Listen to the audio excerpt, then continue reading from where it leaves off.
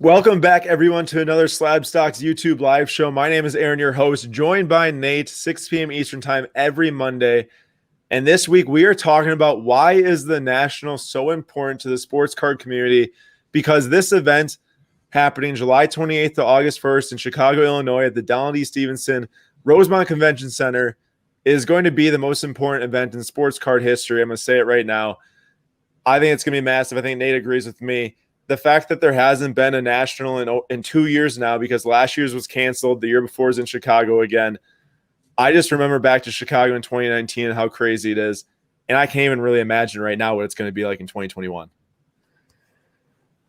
I mean, there was 100,000 people in Chicago in 2019, and we thought that was insane. Yeah. Yep. Just wait until this year. I'm so excited. I see a lot of people are here in the chat right now. So welcome to Any Given Punch. That T206 guys, Steven and Dad Reviews, OP, Oliver. How's it going? I'm really excited for everyone to be here for this discussion today. And feel free in the chat to throw down any comments, any questions, anything you guys need to ask about anything during the stream. And we'll pull up questions as we go during the stream. If they're related to the Nationals, it'll probably be the ones we pick first, but everything else we'll try to get to as well as we go through the stream. Just want to keep the discussion going with everyone that joined here in the live today. So first order of business. Nate, you see our post? Lebron 2003 Topps Chrome base PSA 10 has gained 40% in value. I know this isn't national specific this second, but LeBron James 2003 Topps Chrome base PSA 10 just gained 40% in value since like June 26th, I think, which is a couple weeks. That's quite the gains. And this is before tonight. There's an auction ending through PWCC. It's already at like 21,000. There's one ending in 2 days. That's at 20,000. Excuse me. So this is at 18,000 currently as of a sale from a couple days ago. So I'm pretty excited to see what this card is going to do at the National Live specifically, and also what it might do to the rest of the market, as this is probably, I would say this is the most noteworthy gain in the sports card marketplace in the last 4 months. Nate, would you agree with me? 40% in like 2 weeks of one of the top cards in the industry. I can't believe, well, I just can't believe it dropped down to what, 13 grand? Yeah, it's like 12.87. So right there. Yeah, this thing peaked at 40-some thousand, by the way. Oh. That was in February, I want to say. So with that being said, though, Gary Vee went on his YouTube channel and was talking about the National and LeBron Topps Chrome. He's going to be buying everything. So there might be something to that with people just recognizing that a big event's coming, people are buying in. But really, to me, the most important thing is that the attention is going to be on the sports card marketplace. I don't care who's talking about. I don't care what cards they're talking about. All that matters is that there's going to be a ton of attention on the marketplace over the next 3 months. It's not going to say that everything's going to gain value. So please don't misconstrue those words that like just because this LeBron's going up 40% in 2 weeks means that everything in the marketplace is going to gain 40% over the next 2 months. I'm not saying that at all. There's plenty of cards that have so many cards coming back from PSA we've already talked about over the last like 6 months that we would recommend staying away from. However, I will say this. Someone was dogging me on Instagram for posting about Cam Reddish PSA 10 going from $25 to I think $65 or whatever it was in the span of a month. We had a discussion 2 weeks ago about slabs that are, or maybe this was even 3 weeks ago or 4 weeks ago, slabs that are $25 and under or $30 and under. Is it now the time to where if you pick the right player, you can buy in on a budget and realistically get a $20 flip, a $30 flip, which to many people who have been buying and selling sports cards for the last 2 years, doesn't seem that big. But in a marketplace that's going to rely so heavily on performance and everything now, like that's really good. Like for anyone out there, like that is a very significant amount of money made on a $25 card in a month. Nate, would you agree? Yeah. Yeah. I got nothing else to add. I just want to say that, like, I should have put that chart in here too, but it verifies that while there are a ton of slabs coming back from PSA, it's driven down the prices a ton on these cards. They will get to the point to where you pick the right player and you buy in a budget. And, the sports card market's for everyone, not just for people who can spend hundreds of dollars or thousands of dollars.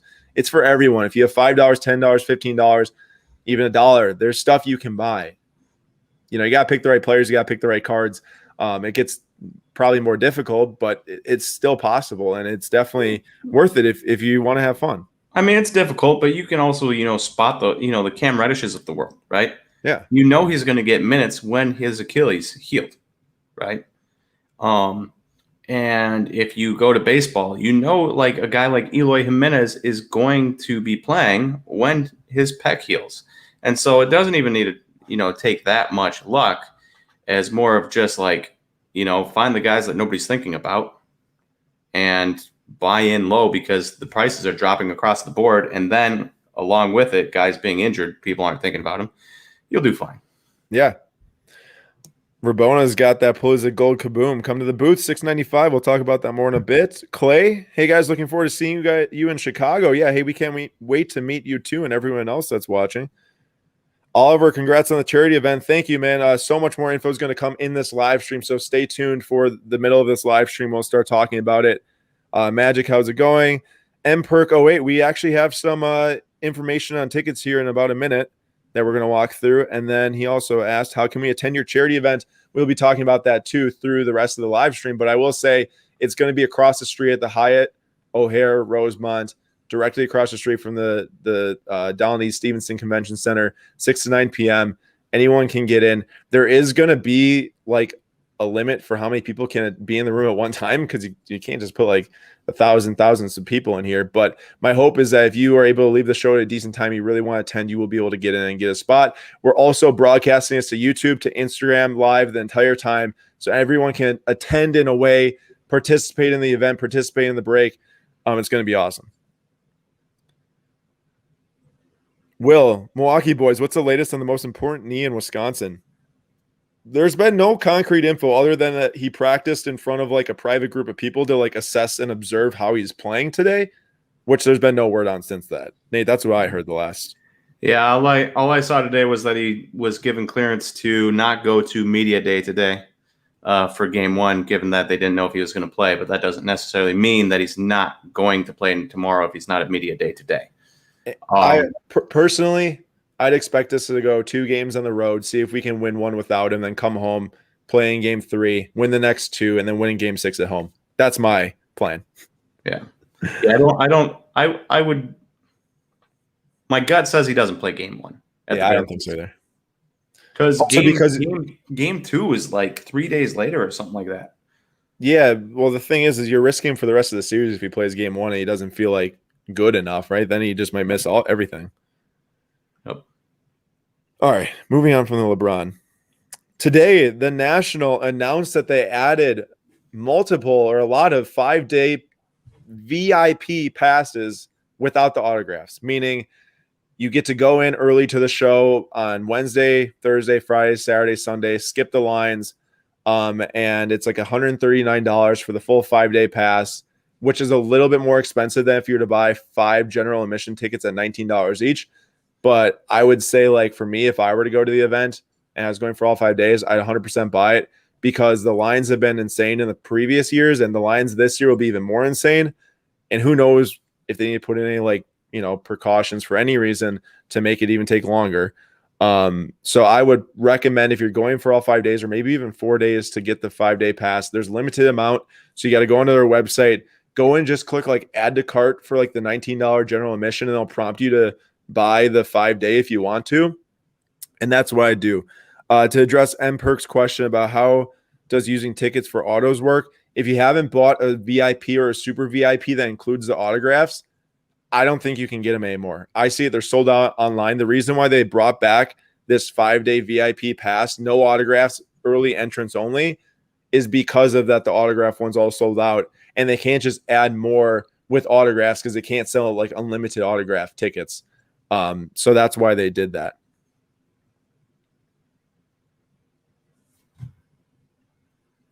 Okay, next order of business. Look at this sweet National logo that our guy Slabstock Sam designed. I love it. It looks like a marquee with the theater board and everything. And it's got the little Slabstocks logo in there with Chicago ahead of it. Booth 695 is where you will be able to find us at the National. Now, that means nothing to you if you've never been there. You have no idea where booth 695 is. So I'm going to show you on the floor plan that's on the National's website right now. We will also have limited amount of t-shirts with this awesome logo on a gray shirt at the National. So if you attend live, you have a chance to get a t-shirt. Really, really cool. Thank you, Slapstack Sam, so much for designing that. I'm a big fan. So let me show you all really quick how you can find us at the National if you can attend, which I hope all of you can attend. But I know not everyone can, which is why our charity night on Friday night is going to be YouTube and Instagram broadcasted everywhere, all 3 hours. All right, Nate, can you see this super zoomed out floor plan? I mean, yes. It's on the screen. I had to maximize my screen to be able to. Okay, well, here's my point. If everyone can just see this page, that's what I'm talking about. Mm-hmm. This is how big the National is. For those of you that haven't attended, you might not just like be able to figure it out in your mind until you see this. This is how big it is. This is massive. Like, look at all these booths. These are 10 by 10 booths, right? So these are 10 by 15. I don't know if you can see my cursor, but over on the left side, those are all 10 by 15. The ones in the front are 10 by 10s. The ones in the middle are corporate booths and then 10 by 15s. And then on the far right is 10 by 10s. So it's a lot of space, a lot of space. Now let me zoom in here because it's actually a PDF, so it auto corrects and makes you be able to see it. So here's the corporate pavilion. You got Heritage Auctions, Baseball Card Exchange, Pristine, David Adams, Panini, Blowout, and then you got Fanatics that's got a booth this year. I don't know if they had a booth the other year. I don't think they did. Yeah, well, they got one this year now. We got Leaf here, Iconic Auctions, Pro Mold, Beckett, HGA that's got a booth now, I guess. They didn't have one. They weren't even a company back then. Onyx Collectibles got a corporate booth now. eBay. Card? What do you say? What's Wild Card? Wild Card, I have no idea. Tops is right there. They're 676. So if you see the Tops booth, what's going to happen is there's going to be like a little slope here, 7-inch slope, as we can see. And then you're going to just keep walking right to the very far corner, and then you're going to see booth 695. And that's where we are. So you're going to enter all the way over here in the main lobby. Right there. Show office, handicap ramp, main lobby. This is where like the main entrance is from outside. Here's a case break pavilion, all in here. And then there's PSA, massive booth, autograph area, and we're all the way in the corner, which actually I like. Some people might be like, oh, I'm in the corner. But for us, it's like, you know, we have a big enough presence where we tell people we're here and they're going to come. And everyone around us hopefully will benefit. Y'all, you know, if you come see us, stop by 693, 796, 798 and see what they got to offer. But we have a lot of room over here because there's like a little rest area, which is really cool, and it's carpeted and stuff. So I like it. I think Nate likes it too. By the Tops booth. That's how you'll find us. Find the Tops booth, walk to the right, and then there we are. All right, let me get this presentation back up.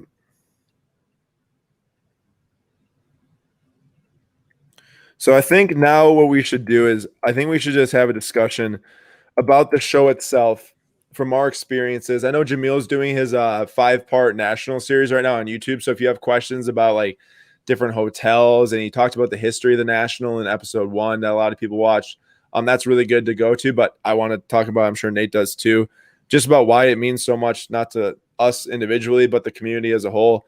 And for me, it's like I've been going to shows since I was 10 years old, small shows in Minnesota. Then I went to the National when I was 13, and I went like 5 times since, or 4 times since that. And this will be my 5th or 6th.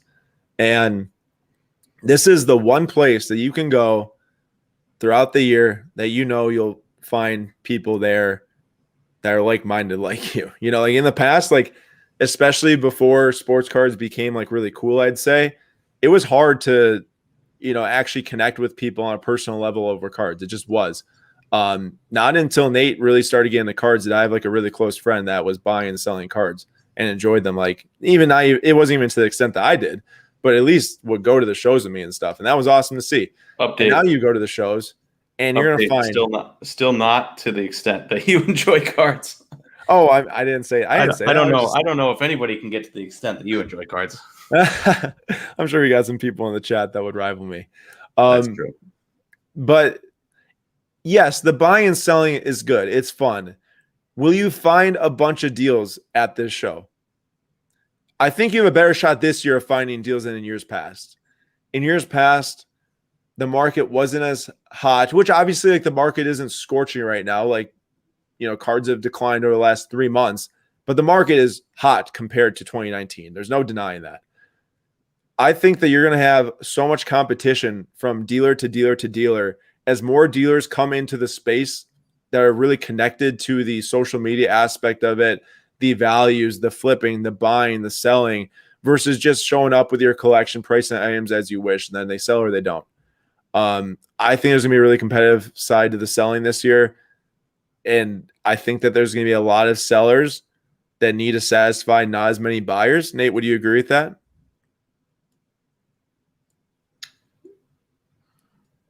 So you think there's going to be more sellers that need to satisfy less buyers? Okay. Maybe I should rephrase it. That's a bad way to put it. My point is here is that dollars in the national, there's going to be a lot of money being spent, but there's a cap on how much money is going to be spent.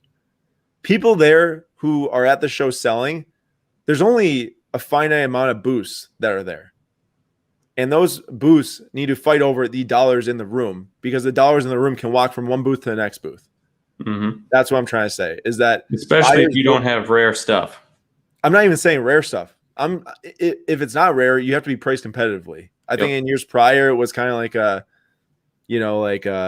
it is what it is type of thing. But I think now people are actually going to like competitively price and sell and try to do as much as they can at the show, given the amount of, people are coming, as the importance of this, feeling like you got that 5 days to really make sales and make a big presence. I think that's going to be on fire in terms of deals being done. Nate, I thought you froze at first. You just weren't moving. Oh, no, I thought you were going to say something else. Should I talk about my experience at the National? Yeah, go for it. So let's see. This will be the third. It'll probably be your third National I've been to. The first one was in like 2016. The second one was in 2019. Third one, obviously 2021. In my experience, I didn't do a ton of buying the first time around, and I didn't do any singles buying the second time around. I bought like $700 worth of Topps Chrome boxes. Wait, Nate, what did you sell to buy those $700 of Topps Chrome boxes? Well, I'll tell you what. I sold a Juan Soto Bowman Chrome Auto. That was my point. Yeah, that's a tough one.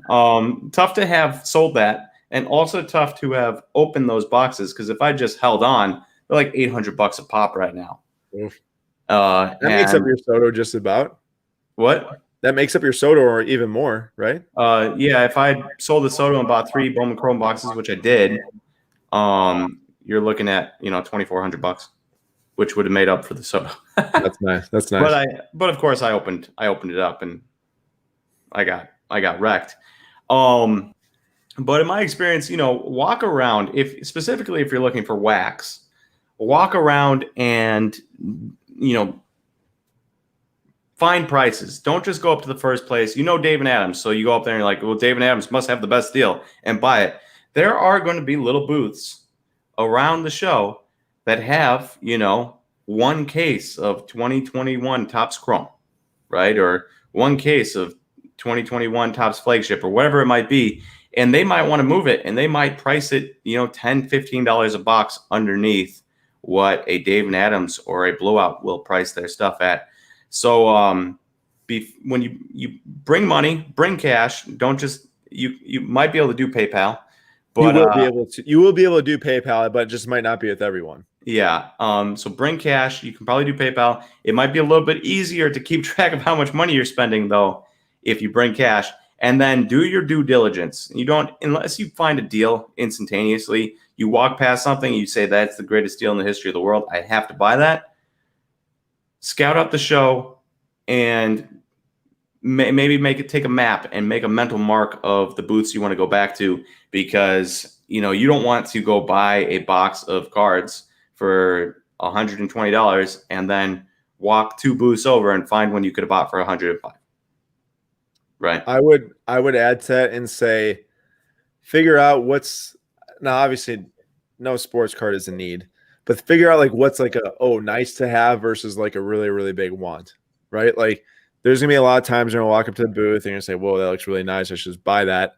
And then like Nate's saying, you walk 3 booths later and they're like, whoa, I shouldn't have bought that because now my budget's like half and I can't buy this now.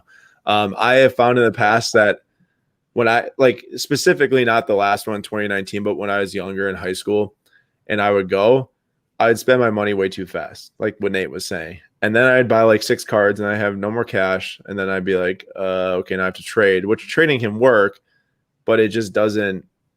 It works. I'm not saying it doesn't work, but you just can't force a trade. Like if you have the amount of cash that the person wants, you can get the deal done.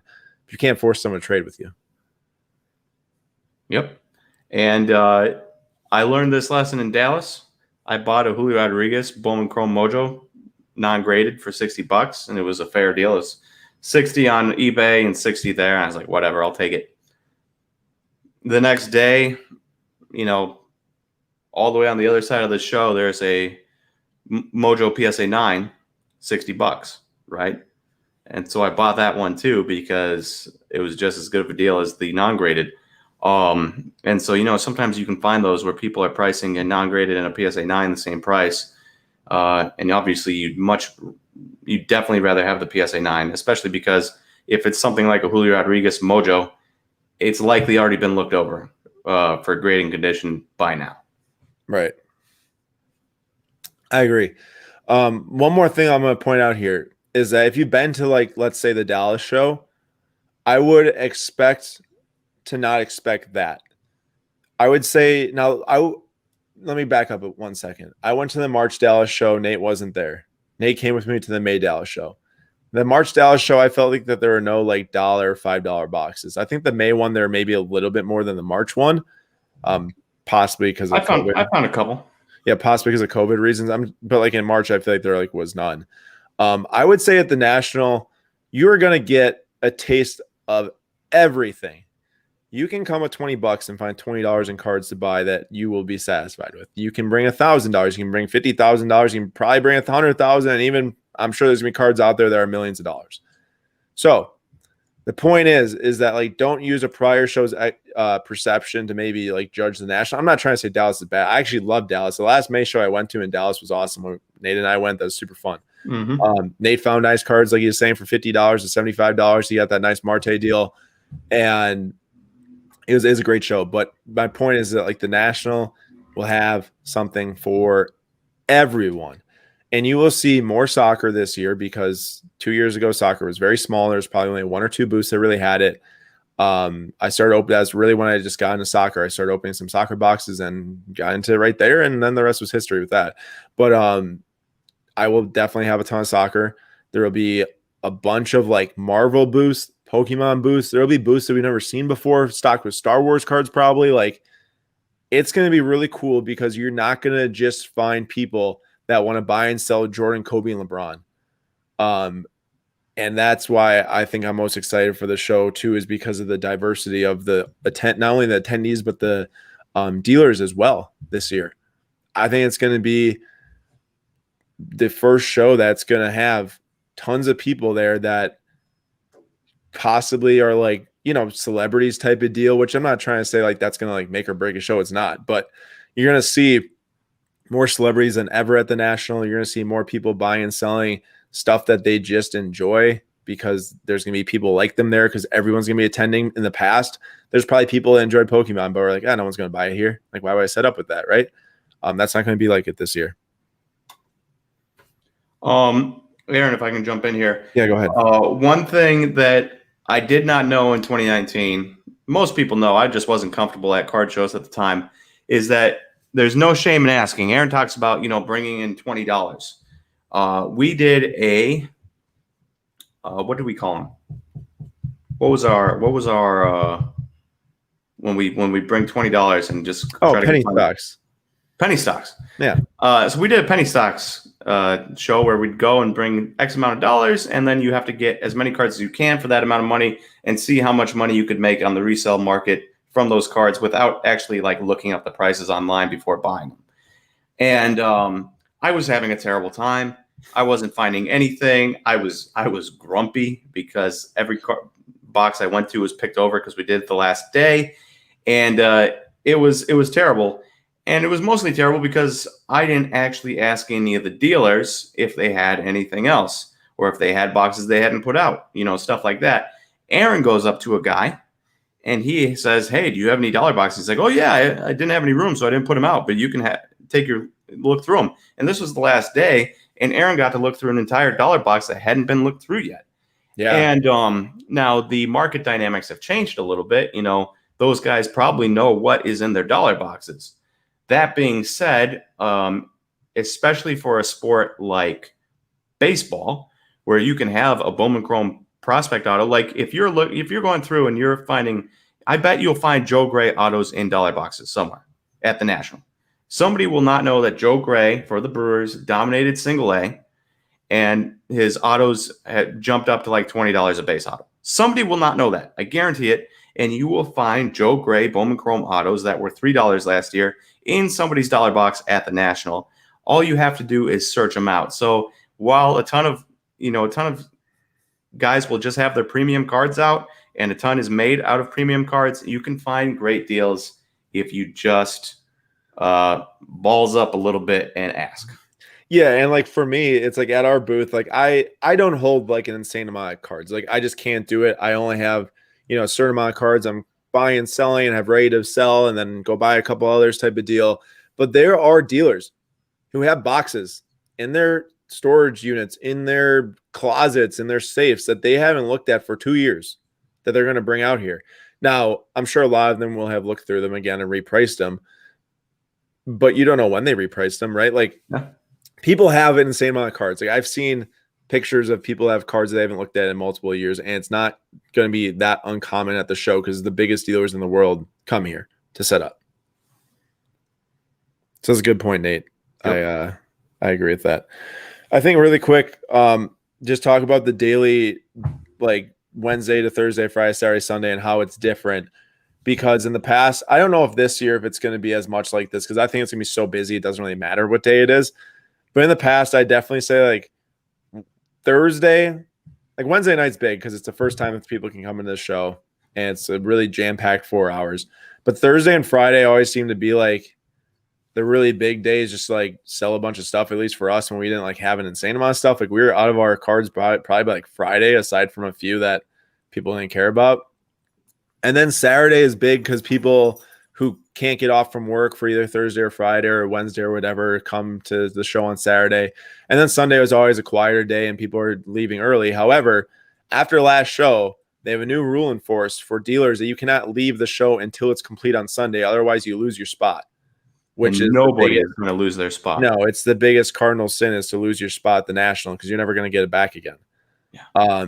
The wait list for a booth is like unlimited, infinity. I've heard. Aaron, what do you think? What do you think somebody would pay somebody for a booth? Now it costs us $1,000 to get the booth space. What do you think somebody would pay for that? I don't know like who or what, but like I very well think that the booth space could be worth depending on your business or what you do. Like you can't just show up with like dollar cards and pay this much, obviously. I could see a company or a person with a ton of really nice cards coming and paying 10 grand for a 10 by 10. Yeah. Now here's the thing though, you sell it and you're not going to get it back. Correct. So like if you're actually in the sports card business and community, you're not going to sell it. That'd be stupid. But I think that would, if I was like just put like a market price on a 10 by 10, I'd think like that, like 10 grand. Would you agree? I'd agree. I think you could probably find somebody that even give you more of a premium if they knew they were going to get it for the rest of their lives. Yeah, but I don't think that they're going to get it, Nate, because they can't just pick up your documentation and get it. That's what I think. Like both sides, it's like a one-time deal. Makes sense. But I can't confirm that because I haven't sold it. I'm not looking to sell it, so I have no idea. That was just a guess.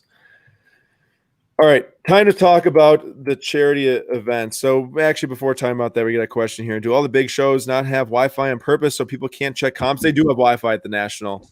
Don't worry about that. The Wi-Fi in Dallas was just terrible. That was ridiculous. But I think, Chicago definitely has Wi-Fi. What's your thoughts about the Lexington show this weekend? Have not heard of it, nor have seen anything, but hope everyone enjoys it. Who goes? And do you think the National will ever come back south? For example, Texas. I don't know. I don't think so. They seem to be going between Chicago and Atlantic City now, probably trying to find one more space, as they did have Cleveland, and then the IX Center shut down. But I'm not sure. All right, here we go. So our Slab Stocks charity night. Friday night, we're hosting an event, 6 to 9 p.m. across the street in the Hyatt O'Hare Rosemont Hotel. Anyone can attend. There is no cost to attend. Here's what's happening. We are going to have the biggest sports card charity event ever. That's what my goal is. That's what my plan is, and I want to get it done. And we all need your help to do that in a couple different ways. So first off, 3-hour event. The whole purpose of the event is to raise proceeds for Camp Kesem, specifically the UW-Madison campus where I graduated from, where I was a counselor. And they host a camp during the summer that sends kids to camp for free whose parents have had or had cancer, and lets them get away, hang out with other kids, and have a really fun time. And it's just an amazing thing. And we want to do our part to send as many kids to camp as possible. It's $500 to send a kid to camp. Currently, this moment, sitting here, I have confirmed a $55,000 prize pool in the span of like 5 or 6 days. So we have gotten an insane amount of sponsors to donate sealed product, to donate slabs, to donate some signed memorabilia. It's going to be crazy. The entire event is going to be live streamed to YouTube and Instagram. So if you're sitting here, you can't go to the national, you can't go to the event, doesn't matter. You can watch it, you can buy in, you can participate, you can help out the kids. That's what the entire event is for. 100% of proceeds going to the kids to get them to camps and as many kids as we can. Very excited about that and to do that. And I cannot thank the sports card community enough for rallying around this in the first like 5 days of putting it out there publicly. We went from like $10,000 in donations to over 55 grand in like 5 days. Like, I'm just blown away. I'm so thankful. I know all the kids are thankful and they don't even know this is happening yet, which is crazy. But it's just so amazing to see. And I'll just read off the sponsors we've confirmed on Instagram so far to thank them all for a second here. So Loop, PWCC, StockX were the first 3 presenting sponsors. Cannot thank you enough for getting the ball rolling and showing people this is going to be a real event. First 3 gold sponsors that were confirmed were Jamil from Shop Mealy Pops, Ryan from Card Collector 2, and Patrick Ryan from the P. Ryan Collection. Tomorrow on Instagram, going live with Patrick to talk about the event and to open his donation box. Very excited for that. We then got Panini on board, which was huge. Thank you so much to Panini and Tracy for coming on and helping us out with this charity night. He said he's going to blow away our expectations, so I can't wait to get his package in the mail. US Breaks, Soccer Breakers, very thankful for them. They came out as a presenting sponsor as well. We've got gold sponsors then confirmed from Slab Shield. The guys who developed Slab Shield are through Slab Stocks. Really appreciate them. They're donating a ton of product.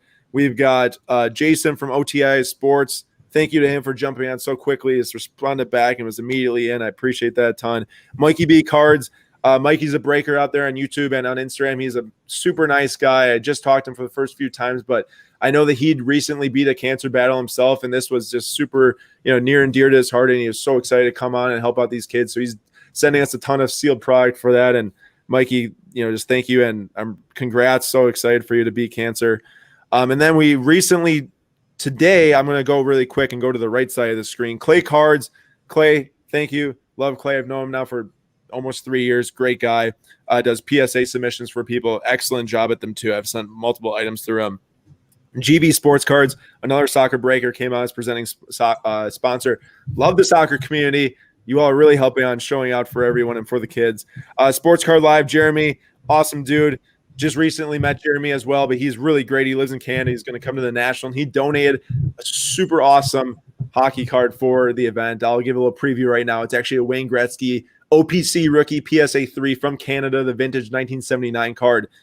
Jeremy, that's incredible. Thank you. Spinatron on Instagram, great guy. He's sending in a card as well. It's going to be really cool. A vintage one from, I think, the 90s. A numbered credentials from EX. It's super sweet card. I'll have to share that later. And then Burbank Sports Cards, huge shop in California, jumped on. Really awesome. Today we announced that Collectibles came on as a presenting sponsor. Luca Tiger and LeBron podcast. Cage and Andrew, thank you. IndyCar Exchange, Andy, thank you so much. Andy's an awesome guy. He's on our show for the Michael Jordan Week a year and a half ago during the Last Dance. And Anthony, our guy, Summertime Cards. Anthony's the man. He runs a courtside card show down in Miami, and he is super in and helping out right away. And also, we are now over $55,000 I said in prize pool. There is multiple sponsors I have not announced yet. They will be over the next few days. So look out for that. We've got some other really big announcements coming with the event too very soon. So basically, after I announce all these sponsors, you all probably like, okay, so all these sponsors, all this product, all these slabs, $55,000 in prize pool today as of July 5th in the first 5 days. Now what happens? So let me back up. So we will be putting live a donation/product page through slabstocks.com/shop. It's going to say charity break, 100% proceeds to Camp Kesem. X amount of dollar prize pool. I'll be updating it as donations come in for slabs and product. That is the page that's going to drive all the donations for Camp Kesem. So we have over $55,000 in confirmed donations of product and slabs. If you buy into the break for $20 flat fee, you will be entered into this, list of people that are going to have the chance to win any of these products. And I will say there are going to be $1,000 prizes that will be won, and potentially multi-$1,000 prizes that will be won in this break for potentially $20 if you buy one spot. Someone buys one spot could walk away with a $2,000 either slab or sealed product. There's going to be tons of packs. There's going to be tons of other smaller slabs that are being given away too. We're going to try to match as many people at buying into this break as possible with a slab, with a pack, with an open pack, because some of these boxes I will open live at the event to get some really nice buzz in the space and on YouTube and stuff.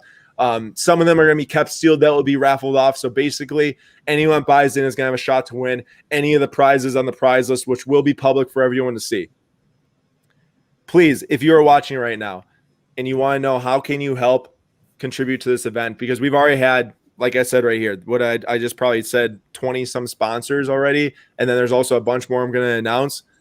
The biggest way to help is two ways. So first, if you have a couple slabs lying around, if you have a sealed blaster box, or even if you just want to help out in a massive way, add to the prize pool that's over $25, our P.O. box is here on the screen. For those listening to the podcast, it's Slab Stocks is the address to send to, and then P.O. Box 320-384, Franklin, Wisconsin 53132. So that's a P.O. box you can send a donation to for the prize pool. The deadline's July 24th for those. Because we do have to get to the national inventory, all this stuff and everything. I will say the most important thing now that we have a huge prize pool, we want to keep adding to that. We want to keep getting more giveaways, more raffles, more people to donate and sponsors to come in. If you want to be a sponsor, please DM me on Instagram at SlabStocks, email info@slabstocks.com. Let me know. I'll send you the details on the sponsorship packages. But the most important thing after getting the donations is then selling the break spots. And we are going to try to sell as many break spots as possible. I want to raise well over $50,000 through this event for Camp Kesem. I think we can do even bigger. We're going to get a lot of people talking about this, a lot of people sharing out the break page, the product page, which is the donation page. And I am ready to make this the biggest sports card charity event ever and show people how impactful the sports card community can come together and affect people who don't even know what sports cards are potentially, or they do, but they have no idea that this type of thing can happen. And I need all your help. I really appreciate everyone listening to me talk about this. I'm super passionate about it, if you can't tell. I think it's going to be the best thing that I've ever done in sports cards, which me meaning like helping run this, the best thing that the sports card community has also ever done, adding to me just having this idea to start this. So I do really appreciate you all listening, helping on any way you can. I'm going to try my best to get the donation and the break and the product page live by this week. Just need to go through a couple more things to set it up. It should go live. I know I said in the first video that went out, if you watched it, I said it's going to go live like a week before, the Friday before, but so much has happened, all these donations, and there's going to be a lot of things coming up that I'm going to be able to share the link through for it to get as many people to buy as possible. I'm going to be putting it live this week. Fingers crossed is my hope. So please stay tuned for that through Instagram, through YouTube, through newsletter, through Twitter, whatever. I already said Instagram. But that's it. That's what I got on the charity event. So I know that a lot of y'all just sat through me talking for like 10 straight minutes. Nate, are you excited? Because I'm freaking jacked, man. Hey, it's for me, it's just one of those charities, Camp Kesem specifically, that you don't really think about the kids when a parent goes through cancer, right? When a kid goes through cancer, you think about that, and they have Make-A-Wish Foundation. When a parent goes through cancer, you think about the parent. You never really think about what the kids go through, and how, absolutely terrible. And I'm sure I'm sure one of the 82 people in here has probably had a parent go through cancer, and they know exactly what I don't know about the process and how terrible it is. And so, for me, just knowing that, does it change these kids' lives? In the long run, probably not. But does it bring them joy for, a week and a half, for $500? Yes. And that's a beautiful thing when, for a lot of these kids, joy is probably hard to come by. when you have a parent going through cancer. I know specifically a young woman, she's probably 27 now, lost her mom when she was young, and then just lost her mother-in-law to cancer again at the age of 27. Now, she's not a kid, but people go through that, and it's nice to be able to help. I mean, we're just the platform. We're not doing much more than giving people a place to donate, right? But it's nice to be able to help people. I will say we also have pitched in donations too, probably donating when it's all said and done around $1,000 in product as well. Well, yeah. And also, I want to push back against something Nate said. I don't think that Nate said it in a bad way. There's really great short-term benefit to these kids going to this camp, but I do know that the long-term benefit for these kids is there because they can come back year over year over year until I think that they're out of high school. And then past that point, a lot of people that go through this come back and be counselors if they were already a kid at the camp. I know this has changed kids' lives like for forever too. So it isn't just a short-term thing. It's a long-term thing for these kids. And I really do think every dollar that gets bought through the break page, every prize pool that gets added or a dollar to the prize pool is going to change a significant amount of kids' lives that would never have had the chance to do this otherwise without this event, which is why I want you all to help. Yeah, and I wasn't trying to misspeak or downplay it. No, I got you. That's why I said also I'm not trying to push back on you. Also, Clay and Richard, our thoughts are with you all. Can't imagine. All right, and Harley, I hope you saw my comment. Yes, if you do have raw cards you want to send, we'll take them and we'll package them up into probably some different little packs and stuff. We just want to make sure that they're not junk wax and stuff, which is why we're not advertising it. As now I'm on a YouTube live, it's going to then be a podcast that's going to be listened to a lot. If you are sending in raw cards, I'm trying to make sure that they still hit that threshold of $25 and up because it does have to do with the $20 spot that's bought. That's why the thresholds are set like that. But I don't want to deny people from helping out too. So ideally, if we put it into actual card terms, a Vlagaro Junior Topps NNO as opposed to a Vlagaro Junior Topps Chrome Update base. Yeah. Yes, like that. Kind of fitting into that, like you pay $20 for a spot, and if you were to win one of those raw cards, it would satisfy that spot. That's what my point is. And also, I will say I cannot guarantee that every $20 spot that gets bought is going to win something because I imagine we're going to get an incredible amount of spots bought, which is going to be great. We're also going to have an incredible amount of prizes to be had too. So a lot of them should be satisfied. We're going to do our absolute best to try to satisfy every spot that's bought with something in exchange. It's going to be free shipping, by the way, for anyone that's wondering. The shipping cost is just going to come out of the total dollars that are spent, or that is raised. And if you do not win something, you at least know it's your $20 is going to Camp Cassim. 100% of the proceeds is going to a great cause. Okay, now that we're at 42 minutes of this live stream, thank you all again for listening. Cannot thank you all enough. Drop comments in here about the sports card market. We're going to do a little Q&A to end today's stream. We talked about the National a lot, talked about the Charity Night a lot, but drop comments about the sports card marketplace, different sets, anything y'all want to hear about. Okay, here we go. Jonathan Dortch, this is a great comment. Can you buy a spot if you're not going to be there live? 100%. That's why we're broadcasting it to YouTube, to Instagram. We are going to get as many people buying in here as possible. It's going to be free shipping, meaning you just buy through the website. Your address is going to go into our WooCommerce portal, like where we do all the shipping and everything. And if you do win a prize and you're not there to claim it in person, it will be shipped to you. So please, if you're watching on YouTube, watching on Instagram, can't make the event, please buy as many spots as you feel comfortable with. Because like I said, we're trying to raise as much money as possible, and we're going to tap into as many sources as possible to get people to watch this stream, to buy into breaks or into this massive charity break. That is the plan. M-Perk, if you buy more than one spot, can you win more than one prize? Absolutely. All your spots are going to be broken up into an individual row. However many spots you buy 100 spots, you're going to have 100 chances to get that top spot, the next spot, the spot after that. You're going to have a chance to win 100 prizes if you buy 100 spots, and that's why we're doing it this way, so we can max out as many spots as possible for the kids, and then also make sure we can get all the sweet prizes in there and people can win some sweet stuff. All right, here we go. Time to get onto some questions. Hold or sell 1986 Jordan sticker PSA 8 with the current state of the market. That's a cool card. That's definitely a card that I think has some history behind it. Obviously, like, it's not the Fleer base rookie, but it's the sticker that there's a lot of I think it's 36 stickers in a box on one per pack. The thing that I was talking about in the past with the vintage is there's nothing. I know that The Last Dance was a unique scenario. There's nothing that MJ is going to do. Most likely, I can't really guarantee stuff in sports cards that would like affect it day to day. It would be like a massive demand push or a year-over-year build of 5% gains on that card, which I think is very realistic for vintage cards. We've seen the massive peaks, the massive dips, the massive peaks for the last like year and a half now for these vintage cards, particularly the 86 Fleer Jordan PSA 10 and 9 and stuff.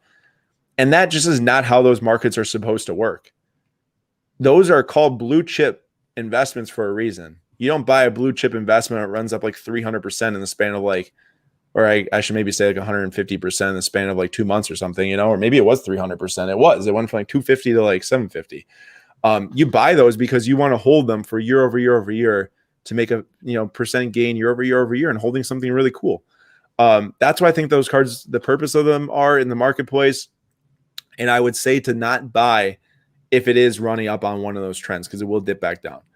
Now, at this point, they have dipped back down. So it might be a good idea now to buy it to see those realistic, solid gains year over year. With that being said, it's up to you. If you want to hold it, you want to hold it for that reason. If you want to sell it, it's because you want to buy something else and maybe have more action in the market by buying, a modern player that's going to be going into maybe his third season and can break out, something like that. So that's my advice on that. Nate, are the Yankees done? Are they cooked? Well, I'm never one to probably give up on the Yankees. They always seem to have some sort of magic in them, grabbing Giovanni Urshela's and stuff and turning them into solid players. That being said, they're 42-41 right now. They don't have a ton of good hitters. They don't have a ton of good pitching. And they have the Red Sox, the Rays, and the Blue Jays in front of them. And those are all very good teams. I know the Red Sox are top of the division. I don't believe in them as much as I do believe in like the Rays and the Blue Jays. But still, that's a pretty sizable hill to overcome or mountain to climb for a team like the Yankees that have, like Scott O said, a flawed team. They've got flaws all over the place. Stars that can't stay healthy, role players that are now not hitting, starting pitchers that are injured a ton, and then the starters they have are not doing well. And so, you can't count on Garrett Cole every game, right?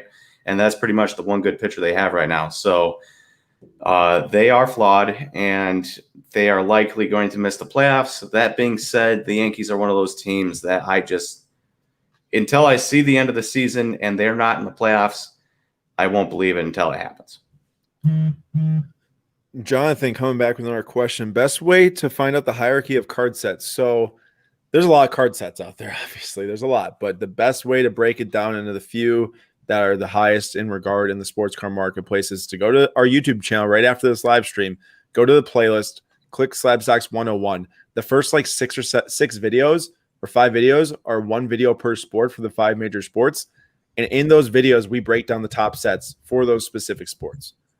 Great way to start. Can learn a lot just from there. Probably 5 minutes, 6 minutes of video, maybe somewhere like 8, depending if it's like basketball, which is probably more than like hockey. But great place to start and to learn a lot. So please do that. And also, if there's anything else you want to learn about the sports card market, we touch on quite a few things. This is a good point here from Clay Phillips. Now, not everyone can right now, but there's quite a bit of stuff out there that it would be considered in a buyer's market if you have the cash flow, as Clay says. That's not to say, like, I always try to safeguard with that being like, not everything's going to go up.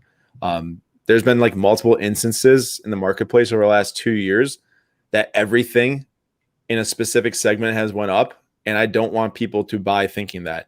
I don't want you to just buy a random prospect because you don't care about them, but they're in the sport that might gain value going into the next season. And then you think they're going to gain value and they don't. And if they don't gain value, then you're holding and they don't play well because you didn't care about them. Then you're not going to do well. I think everyone needs to make sure that they keep in mind that like you need to make educated plays, both based on the card type and on the player. Nate, like, don't you remember like with the bubble and then the next NBA season where it's just like buy any prospect and they'll gain value. Like that is something that we need to make sure people don't think. And not only buy any prospect, but you could buy any prospect, get them graded, and you'd make money just from the grade. And now people are realizing that they're $17, $20, whatever they did that they threw at Tyler Hero. Whew. And if you're even worse than Tyler Hero, oof. Yeah. Yeah, no, I totally agree. Hey, there was a question on Jordan Walker that I was going to answer really quickly. I have to find it again. There you are. Are Jordan Walker's overpriced right now? And also, which would be his card to buy? So we'll answer the second one first because that's easy, and that is Bowman Chrome, Bowman Chromato, Bowman Chrome color. That is the stuff to buy for Jordan Walker. Obviously, if you don't know who Jordan Walker is, he was the Cardinals' first overall pick from this past year. They drafted him, let's see here, 21st. So 21st in the first round, Jordan Walker. This kid, Aaron, in A ball, 19 years old, in A ball, hit 374 with a 475 on base and a 687 slugging in his first taste of minor league baseball as a 19-year-old. Never heard of the guy. Isn't that insane? That's good, but he had 18 walks to only 21 strikeouts in his first taste of minor league baseball. And if you go and you look at his stats, they're pretty good. If you follow it up and look at his prospect profile, like from Fangraphs, and that is also glowing. They give him a 50 future hit, 60 game power, 70 raw power, and these things tend to change. Obviously, his eye is really good. Now, A+ ball, he's only played 5 games, and that's not nearly as glowing. But that being said, I don't think they're overpriced. You're looking at $405 for a purple, $730 for a blue auto. It's expensive, but considering what prices of other guys do, he's on the Cardinals, who people love. He's a big-time power hitter. People love that. And he's got a eye. He's good. He's good. I don't think I'd pay those prices just because I've seen a number of, think of Nolan Gorman type guys. But I don't think they're overpriced. Good stuff. Tommy Saunders, do you think that the SGC, I'm assuming you meant to type not SCG, so it could be CSG or SGC. I think it's SGC. Resale price will pick up and be equal to PSA. No, I can't see a SGC 10 being equal to PSA 10. I just can't see it. Multiple different reasons. PSA label is worth way too much in the hobby to have SGC get close to that. And for SGC to get close to that, it would take years and years, I feel. Not to say it can't happen, but I'm definitely not bullish on that in the short term. The market has been steady in the baseball and soccer market. Do you think those two sports in particular will see the next big jumps? I'm kind of out on the whole sport getting a big jump thing. I think I just kind of talked about it a little bit earlier when we're talking about buying prospects. Same thing with buying sports. We need to make sure that whatever sport you're buying, you're not banking, or whatever card you're buying, you're not banking on an entire sport gaining value for that to gain value. Yes, it was like that 2 years ago. I bought soccer cards, banking on soccer cards gaining value because it was such an underpriced market. There is nothing now. There might be some small things, some really fringe, small, niche things that you might be able to buy because the category is going to gain value. But at this point, after a 2-year cycle of many buyers coming in and out of the market, everyone knows what they are. Everyone knows that soccer cards grew a lot. Everyone knows that they're a thing. Now it's got to be, man, I got to buy that guy that's going to go win a Champions League and score 15 goals in a season and, that stuff like that. They don't have to win a Champions League to gain value. I'm just giving an example. This is interesting. Harley says, I've been finding some deals on second-year Ohtani stuff, Topps Golden Heritage Chrome Rookie Cup. Definitely, once you see a player's rookies and main sets go up, it definitely pulls up the second year and the fringe cards and everything. So, not saying that it's like necessarily a place to look for everyone, but there, if that's something you believe in, could be worth it. Thoughts on Connor McDavid cards? I like hockey. Connor McDavid's a beast. I like Connor McDavid cards. That's my small analysis. Hey, Aaron, I'm going to go back to back to back here. Are you okay with that? Yeah, as long as you keep it a little quick. Yeah, I've seen you ask a question about Noel V. Marte recently. I believe your opinion was at the beginning of the season, not really worth collecting. Has your opinion changed? And yes, it has. So Noel V. Marte was one of those guys that was so astronomically high priced for a dude that hadn't played stateside yet. It took me a while to adjust my thinking to those guys where I'm like, I just can't see myself spending $120 on a guy that hasn't proven anything. And so for that reason, along with I had a talk with a couple prospect guys I know, specifically one prospect guy who's legitimately a prospect guy for a legitimate website, who wasn't. He's legit, if you didn't know. Yeah, wasn't big on Noel V. Marte. So for that reason, I was like, I don't love it. Noel V. Marte has destroyed every expectation I ever had, and now it's not if he becomes a top 10 prospect for me, it's when he becomes a top 10 prospect. So Noel V. Marte's opinion, I have completely done a 180 on him. Nate, how do you feel about Garrett Mitchell as a prospect? Love him. Obviously, he's a Brewer. He just got called up to Double A the other day, Aaron, if you didn't see that. Did not. Good to know, though. So Double A for him, high A for Joe Gray. And he's a stud. He hits the ball to all fields, a line drive approach, super fast. In his little bit of playing time in high A this year, Aaron, he hit 359 with a 504 on base percentage. That's a large number for an on base percentage. And a 620 slugging. He walked 23% of the time. He struck out 25% of the time. The strikeout rate's probably a little bit high, but whatever. You can't complain. The thing about him is that, I don't know if he'll ever get past 10 to 15 home runs due to his swing. He's going to be very useful. He's going to be amazing, but I don't know if he'll get past it. And then lastly, Luis Matos, future. Love him. He's killing it in A-ball as a 19-year-old. I just want to see him add a little bit of weight to his frame. But overall, I love the kid. I think he's going to be a star. Okay. I'm going to fly through some of these because we are brushing up on our time here. I just got to get back to the one I wanted. Do hobby boxes versus retail boxes mean more to different sports, or is the difference between hobby and retail substantially different in some sports? I'd say any sport, the difference is about the same. Hobby, very expensive. Retail, not as expensive. Hobby, big hits. Retail, smaller hits. I will say this, though. Topps Chrome Champions League, retail soccer, the blaster boxes, no idea what happened here. Nate, you remember Nico from the Miami Card Show? Dude, he bought a blaster box now twice through some guy on Instagram. First one, he gets a Jude Bellingham insert auto out of 50, one of the best rookies. He just bought another one, DM me today. He got a red rookie out of 10 of Jude Bellingham, one of the best hits in the product, out of a blaster box, like $50. So I don't know what's going on there, but I've seen Pedri gold autos pulled out of 50. Like, don't know what's going on. Crazy. Is this hobby still worth it? Absolutely. There's so much good going on in the hobby right now for multiple different reasons. Very worth it. If you love it, you're here. If you don't love it yet, I'm sure you'll come to love it as you start to connect with more people through social media and everything. You can really get into it by making friends with new people.